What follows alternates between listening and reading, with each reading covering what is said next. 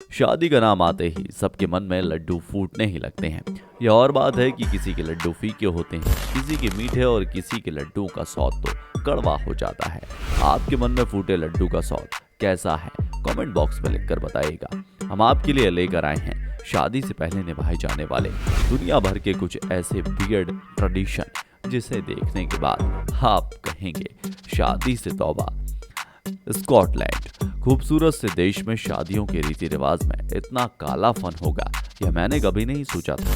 यहाँ की natural beauty देखने लायक है और यहाँ की फीमेल्स की ब्यूटी भी देखने लायक है। वहाँ पर शादी के समय लड़कियों के साथ ऐसा होता है कि उसके परिवार वाले शादी से पहले उसको कालिक से नहला देते हैं।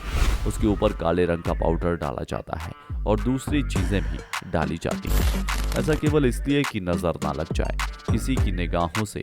जी हाँ, दुल्हन को बुरी नजर से बचाने के लिए उसे ऊपर से नीचे तक काला कर दिया जाता है। वैसे हमारे यहाँ तो काला टीका लगाकर काम चल जाता है। हमारे यहाँ कहते हैं कि बुरी नजर वाले तेरा मुंह काला, मगर यहाँ तो दुल्हन का ही मुंह काला कर दिया जाता है। आपका इस बारे में क्या सोचना है? कमेंट बॉक्स में लिखकर जरूर बताइएगा। दुल्हन की किडनैपिंग, भैया यह रिवाज है रोमानिया का, जिसके बारे में सुनकर आपका दिल भी जंपिंग छपाक करने लगेगा। यूं तो शादी विवाह के मौके पर छोटी मोटी चोरियां तो हो ही जाती हैं। हमारे यहाँ तो बकायदा जूता चुराने का रिवाज भी है, मगर रोमानिया में शादी से 2 दिन पहले लोग दुल्हन को चुरा ले जाते हैं। दूल्हा सोच में पड़ जाता है, यार दुल्हन नहीं मिली तो मेरा क्या होगा।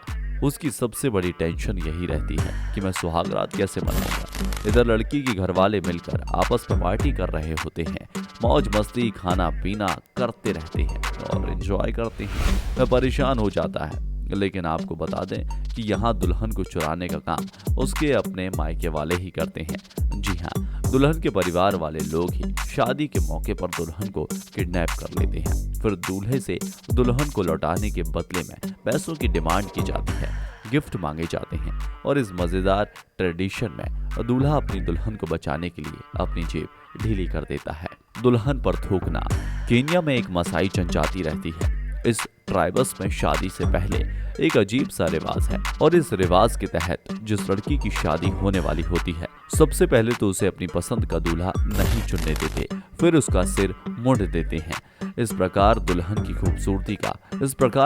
खूबसूरती का बेड़ा गर्क करने के बाद उसे आशीर्वाद देने की बारी आती है, तो दुल्हन के भाई पिता और सभी बड़े बुजुर्ग मिलकर उसे घेर कर खड़े हो जाते हैं, अपने मुंह में पानी भरते हैं और उस पानी को दुल्हन के चेहरे और चेस्ट पर थूक देते हैं। इसके पीछे उनका मानना है कि इस तरह के टोने टोटके से दुल्हन के आने वाले जीवन में कोई तकलीफ नहीं होती, वह हमेशा खुश रहेगी।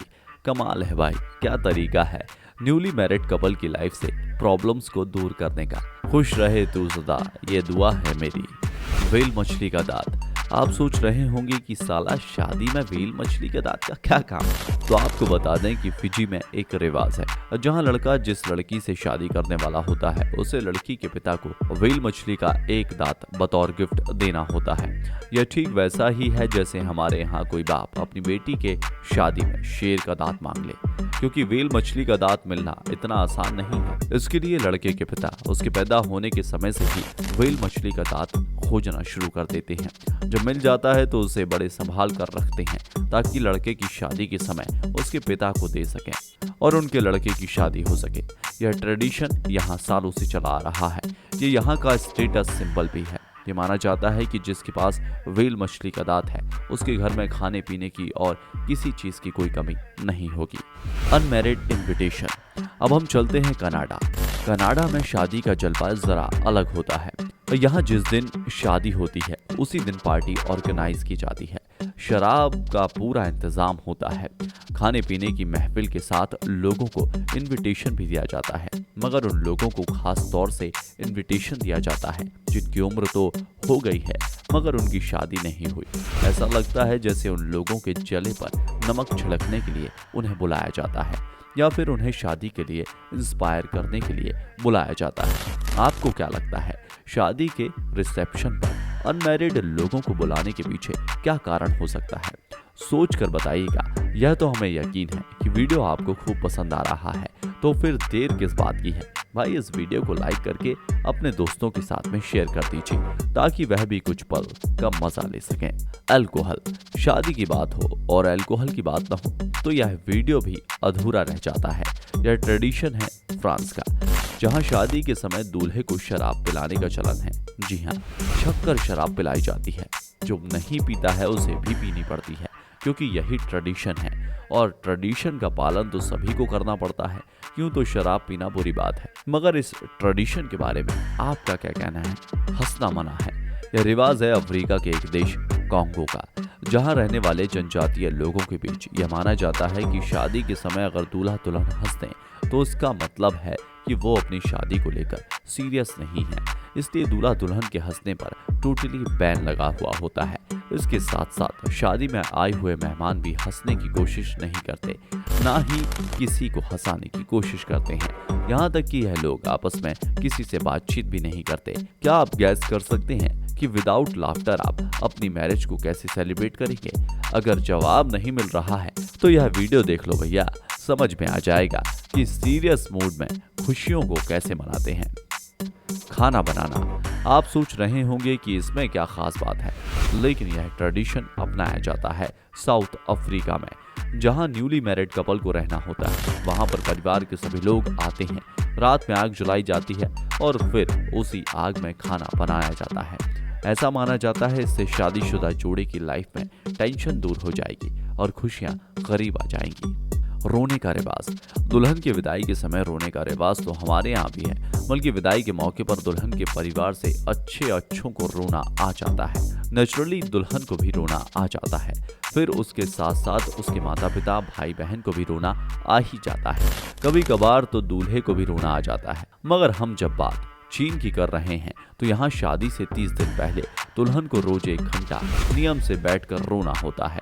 केवल वो अकेली नहीं रोती, उसके साथ उसकी मम्मी, बहन, बुआ, यानी कि जितनी महिलाएं घर में रहती हैं सभी 1 घंटा बैठकर रोती हैं। ये कार्यक्रम शादी से पूरे 30 दिन पहले तक ये रोने की इतनी प्रैक्टिस कर लेती हैं कि शादी के बाद फिर दूल्हे को ही रोना होता है। क्यों भाई, सही कह रहा हूँ ना? टाई की नीलामी, यह ट्रेडिशन स्पेन का है, जहां शादी के बाद जब दुल्हन रिसेप्शन की पार्टी देती है, उस रिसेप्शन की पार्टी में हनीमून की प्लानिंग भी हो जाती है। यानी दूल्हा दुल्हन हनीमून पर कितना खर्चा करेंगे, इतने खर्चे में कितने दिन और कहां हनीमून मनाएंगे, इसका बजट फिक्स हो जाता है। ऐसा हम इसलिए कह रहे हैं कि इस ट्रेडिशन में दूल्हे की टाई को काट दिया जाता है और उस कटी हुई टाई का ऑक्शन रखा जाता है। उस कटी हुई टाई के अच्छे खासे पैसे मिल जाते हैं दुल्हन को, फिर वह अपना हनीमून प्लान करती है। कमाल कर दिया भाई। इस ट्रेडिशन को जानने के बाद तो कुछ रोमांटिक वाली फीलिंग आने लगी। लेकिन अभी तक हमारे कुछ साथी ऐसे होंगे जिन्होंने चैनल को सब्सक्राइब नहीं किया है, तो आप चैनल को सब्सक्राइब कर दो और नोटिफिकेशन बेल आइकन को ऑन कर देना। शादी विवाह का मौका मौज मस्ती और फन का होता है। ऐसे मौके पर अलग अलग रिवाज भी शादी की खुशियों को बढ़ा देते हैं। लेकिन लाइफ में रिश्ता बनाना और उसे निभाना दोनों जरूरी है। दोस्तों, वीडियो पर आपकी राय का हमें इंतजार रहेगा। अगर आप इस वीडियो का दूसरा भाग देखना चाहते हैं तो कमेंट बॉक्स में पार्ट 2 लिखकर जरूर बताइएगा। फिर मिलेंगे एक नए वीडियो में। जय हिंद, जय भारत, वंदे मातरम।